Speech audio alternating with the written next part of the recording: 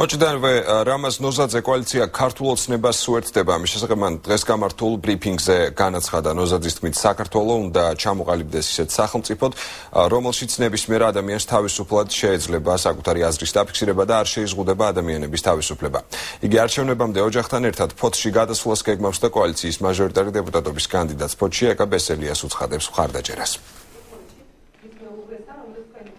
მე ვფიქრობ, რომ დღეს ჩვენ საზოგადოებას ეს ინფორმაცია ნამდვილად დადებით ემოციას მოგვრის, იმიტომ რომ ადამიანი, რომელმაც უკვე არაერთხელ ასახელა ჩვენი ქვეყანა მთელ მსოფლიოში, რამაზ ნოზაძე, დღეს ღია მხარდაჭერას უცხადებს ქართულ ოცნებას და მისი გადაწყვეტილების მიღებისთვის ბოლო წვეთი აღმოჩნდა სწორედ ის შემზარავი ვიდეო მასალა, რომელიც ამ რამდენიმე დღის წინ გავრცელდა და რომელიც თელმა მსოფლიო მიხილა.